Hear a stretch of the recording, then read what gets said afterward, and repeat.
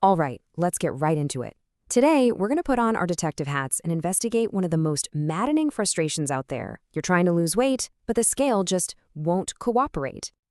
You know the feeling. You're eating clean, you're getting your workouts in, you are checking all the right boxes. But day after day, that number on the scale just stares back at you, totally unmoved.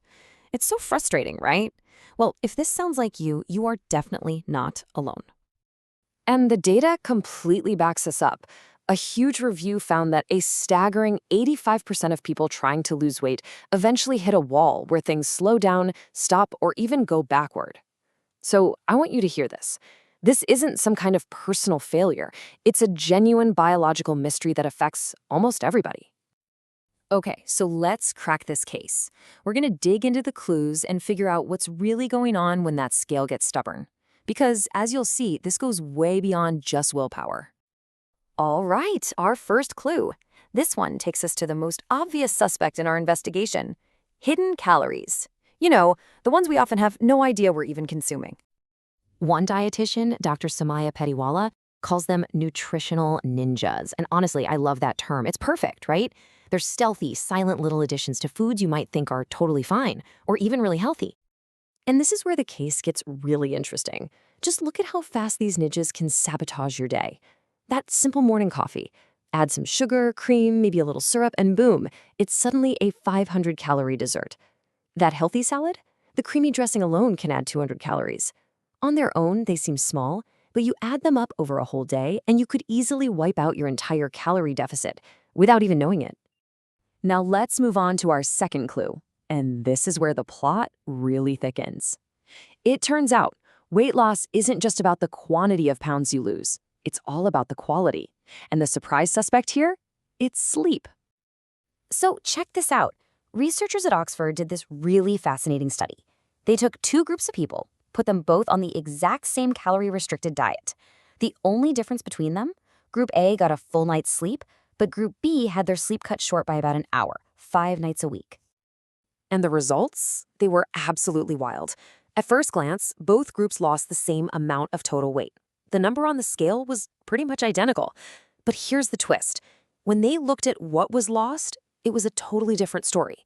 The group that got enough sleep lost way more body fat. And the sleep-deprived group? Their bodies started burning through their precious lean muscle instead. So the takeaway here is absolutely crucial. When you don't get enough sleep, your body literally changes what it uses for fuel. Even if you're eating at a deficit, it gets a signal to preserve its fat stores and sacrifice muscle instead. It's actively working against what you're trying to do. Okay, our investigation is about to go even deeper now. We're moving beyond just diet and sleep to a whole network of invisible forces that are at play. This isn't about finding one single bad guy. It's about understanding a really complex system. I mean, look at this. A major scientific review identified a whole web of factors.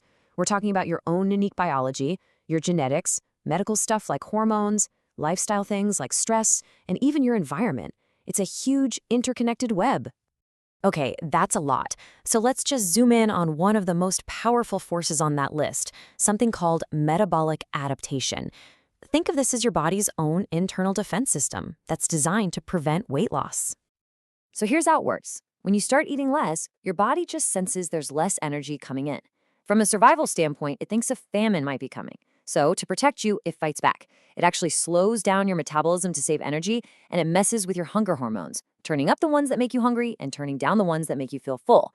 This is exactly why a diet that worked great at the beginning can suddenly just stop working. Your body has adapted. It has outsmarted the plan. So, after all our detective work, what's the final verdict? Well, it's time to stop thinking about this like we're looking for a single culprit and start seeing the much, much bigger picture. The real reason the scale gets stuck isn't because of one single thing. It's this complex combination of those hidden calories, the quality of your sleep, and this giant, invisible network of biological and environmental forces all working together. You know, the authors of that big review we mentioned, they put it perfectly. They said, weight loss is a product of overall lifestyle and not a few individual elements in isolation.